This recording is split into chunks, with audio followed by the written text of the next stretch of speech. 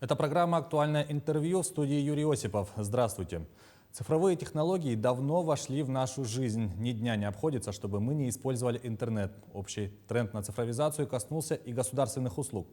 Об одном таком крупном сервисе «Государственная информационная система жилищно-коммунального хозяйства» или просто ГИС ЖКХ, ее возможностях, также в вопросах прокурорского надзора мы сегодня и поговорим. Гость у нас в студии Сергей Веревкин, старший прокурор отдела по надзору за исполнением законов в социальной сфере.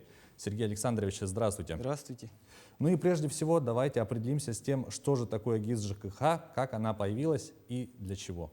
Ну, как вы совершенно правильно заметили, технологии не стоят на месте, они активно уже внедрились в нашу жизнь и продолжают внедряться. И чем глубже мы погружаемся в третье тысячелетие, тем сильнее на нас давит вот эта информационная нагрузка. И из-за этого жизненно нам необходимо, чтобы нам помогали определенные сервисы. И вот как раз-таки одним из таких сервисов является сокращенно ГИС ЖКХ. Что он из себя представляет? Это единая федеральная централизованная система, обеспечивающая сбор, хранение, обработку, размещение и предоставление разнородной информации. О чем эта информация? О жилищном фонде, о перечне коммунальных услуг, жилищных услуг, о размерах платы за жилые помещения, об объектах коммунальной инфраструктуры. ГИС ЖКХ внедрена в июле 2016 года. Принят тематический одноименный федеральный закон. Он принят 21 июля 2014 года за номером 209 ФЗ. И надзор за которым на постоянной основе осуществляют органы прокуратуры. И о том, какие основные функции предоставляет населению ГИС ЖКХ. С помощью ГИС ЖКХ возможно, во-первых, посмотреть информацию о месте, где вы живете, то есть о многоквартирном доме, о его технических характеристиках, этажности, количестве жилых помещений и так далее. Можно посмотреть, какой размер платы за жилое помещение вы должны вносить. Можно посмотреть информацию об исполнительных услуг, то есть о управляющих, ресурсоснабжающих компаниях. Можно определять рейтинг управляющих компаний. Можно инициировать и участвовать в голосованиях по компетенции общего собрания собственников жилых помещений. Можно подавать обращения, жалобы в компетентные органы. И что необходимо, чтобы пользоваться ГИС ЖКХ? Нужно ли проходить регистрацию, может быть? Эта система является по своему типу открытой, то есть для пользования некоторыми ее функциями, в основном информационного характера, регистрация не требуется. Но для того, чтобы воспользоваться ее полным функционалом и наиболее полезными функциями, все-таки регистрация необходима. Но тут отмечу, что заводить какой-то отдельный аккаунт, заводить отдельную учетную запись не нужно, а достаточно авторизоваться посредством портала госуслуг. И вот, возвращаясь к функциям, расскажите немного подробнее о самых полезных функциях ГИС ЖКХ. Если говорить упрощенно, как я уже говорил, в ГИС ЖКХ можно получать информацию о том месте, где вы живете, о вашем доме. Особенно полезный ГИС ЖКХ будет тем собственникам жилых помещений, которые либо еще не выбрали управляющую компанию, либо присматриваются к другой, хотят ее поменять. Посредством системы ГИС ЖКХ можно изучить, так скажем, рынок, посмотреть предложения, присмотреться к различным управляющим компаниям, посмотреть, сколько домов находится в их управлении, какие у них технические характеристики, сколько их вообще. Даже можно посмотреть, сколько раз та или иная управляющая компания за определенный отчетный период, скажем, за год, привлекалась к административной ответственности. Можно даже посмотреть, какое количество штрафов, на какую общую сумму было и назначено. И вот расскажите о том, как давно ГИС ЖКХ работает и как она себя проявила на сегодняшний день. ГИС ЖКХ, как я уже сказал, работает с 2016 года фактически. Да? Используя ГИС ЖКХ, можно, как я уже говорил, использовать различные функции. И вот я предлагаю сейчас ознакомиться с ее основными функциями наглядно. Дело в том, что активно в последнее время развивается мобильный сегмент, так скажем. Да? Есть мобильное приложение, называется «Госуслуги Дом». Также в различные магазины приложений в смартфонах предлагают и похожие сервисы. Например, первым выскакивает в поиске ГИС ЖКХ Нью. Правда, эта информация не является актуальной, то есть приложение не является актуальным, но тем не менее. Давайте для наглядности посмотрим слайд номер 1.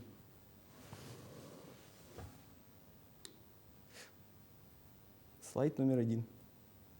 Да, вот вы видите этот слайд, это стартовая страница приложения сверху вниз. Для начала ваше имя, как вас зовут, далее адрес, квартира, далее часто задаваемые вопросы, еще ниже показания приборов учетов, счета на основании выставленных платежных документов, ниже данные об управляющей компании, которая вас обслуживает, ниже блоки также по самым часто задаваемым вопросам, и еще ниже 4 основные вкладки: главное, показания и счета. Давайте перейдем на вкладку счета, перейдем на, получается, слайд номер 2. Здесь, как вы видите, у пользователя заключены прямые договоры с ресурсоснабжающими организациями, и по всем им выставлены платежные документы. Система дает возможность не только посмотреть размер платы, которую вы должны внести, но и позволяет вам провести оплату каждому из указанных контрагентов. Ну, пойдемте дальше. Следующий слайд, слайд номер 3. Если вы нажали на кнопку «Показания», здесь вы можете видеть, какие у вас есть приборы учета. Ну, как вы видите, у пользователя период внесения показаний закрыт, он сейчас вносить их не может. Но в то же время, если вы зайдете в приложение именно в период внесения показаний, система даст вам возможность эти показания передать. Дело в том, что, к сожалению, мобильное приложение не обладает полным функционалом полной версии, которую можно смотреть на компьютере, но я думаю, это дело времени, мобильное приложение очень сильно развивается. Давайте перейдем к слайду номер 4. Здесь вы видите стартовую страницу авторизованного пользователя GIS-ЖКХ на компьютере. Ну, обратите внимание, вот практически в центре, да, чуть-чуть слева, красным выделена задолженность, которая образовалась у пользователя. Это очень полезно, очень удобно. Можно видеть, какая у вас образовалась задолженность. Это полезно даже добросовестным плательщикам, поскольку все-таки бывают ситуации, когда вы либо забыли, либо, может быть, даже вам неверно насчитали. Есть возможность произвести сверки с ресурсниками. Обратите внимание также на полезные кнопки голосования. Ну, начнем с голосования по дому. Если вы нажмете на нее и проследуете, то вас выведет на форму инициации общего собрания. Здесь вы можете посмотреть архив, те голосования, которые уже были, да, текущие голосования, в которых вы можете принять участие. Также вы можете инициировать свое собственное голосование по интересующему вас вопросу. Также на слайде вы видите тоже полезную кнопку «Направить обращение или жалобу». Если вы на нее пройдете, то вас направят на форму подачи обращения. Обычно пользуются для направления обращений в управляющие, ресурсоснабжающие компании и в госорганы. Ну, наиболее часто по долгу службы я сталкиваюсь с обращениями, которые адресуются в управление государственного строительного и жилищного надзора Республики Саха-Якутия. Посмотрим следующий слайд, слайд номер 5. Скроллим вниз. Стартовую страницу. Здесь у вас, здесь мы видим основную информацию по дому, да, кнопки, то есть информация о договорах по дому, о председателе и членах Совета МКД, о капитальном ремонте, о перечне работ услуг, о качестве услуг, перерывах в их предоставлении, протокол общих собраний и реестр программ. Скроллим ниже, следующий слайд. Здесь мы можем видеть статистику по помещению или по жилому дому. Тоже очень полезная функция. Можно посмотреть, сколько вы потребили коммунальных ресурсов и какие расходы вы понесли. Очень полезная функция. Почему? Потому что вы можете планировать свои расходы в будущем. Ну, посмотрим дальше, следующий слайд. Что здесь у нас есть еще из полезного? Рекомендую периодически заходить на вкладку «Информационные сообщения». Вот она у вас выделена красным кружочком. Очень тоже полезная функция. В основном сюда приходят сообщения о предстоящих плановых отключениях или ограничениях подачи коммунальных ресурсов. Ну, полезно в том плане, что вы заранее знаете, когда у вас отключат свет, газ или воду, и можете с этим ознакомиться. Ну, все, слайды можно убрать. Сергей Александрович, скажите, это единственная система такого рода или все же есть аналоги? Аналоги есть. Федеральный закон, он не только допускает, но я бы даже сказал, поощряет создание тоже информационных систем на региональном уровне и на муниципальном уровне. У нас на уровне Республики Саха-Якутия действует сервис e-yakutia.ru. Это так называемая региональная государственная информационная система, региональная ГИС. Она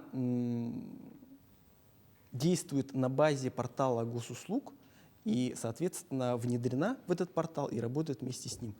Несмотря на то, что региональный ГИС во многом дублирует положение федеральной ГИС, тем не менее там есть некоторые уникальные функции. Давайте посмотрим на слайде. Слайд номер 8. Так, региональная ГИС предоставляет возможность воспользоваться сервисом «Объединенный платежный документ» или ОПД.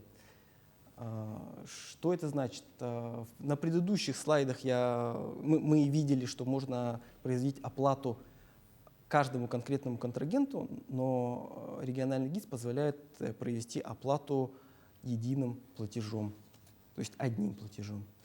Посмотрим следующий слайд, слайд номер 9. С помощью региональной ГИС можно направить обращение, заявление в агентство субсидий. Обычно такие заявления направляются на предоставление субсидий на оплату жилого помещения и на предоставление компенсации расходов на оплату взноса на капитальный ремонт.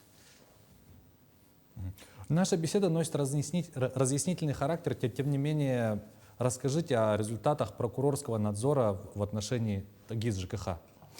Как я уже говорил, и как мы с вами уже могли убедиться, да, государственная информационная система жилищного хозяйства достаточно объемный ресурс, она вмещает в себя достаточно большой пласт информации и обладает довольно большим субъектным составом. То есть очень много органов и организаций, которые работают с этой системой и размещают туда информацию. И, соответственно, раз таких органов очень много и информации очень много, которую нужно размещать, к сожалению, бывает такое, часто бывает, что эти органы, на которые возложена такая обязанность, свою обязанность не исполняют. И в этом случае работают органы прокуратуры. Так, за 2022 год по фактам неразмещения обязательной к опубликованию информации в ГИС ЖКХ прокурорами внесено более 100 представлений, во исполнение которых нарушения были устранены. В дисциплинарной ответственности привлечено порядка 58 лиц. К административной за неразмещение информации по части 2 статьи 13.19.2 КАП к ответственности административной привлечены 57 лиц, которым назначены предупреждения и административные штрафы на общую сумму более 45 тысяч рублей. Также прокурорами предъявлено 27 исков о возложении обязанности на органы организации разместить требуемую информацию в ГИС ЖКХ. Что ж, Сергей Александрович, спасибо, что нашли время и рассказали о столь полезной системе. Спасибо, что пригласили. Это была программа «Актуальное интервью». Увидимся в эфире.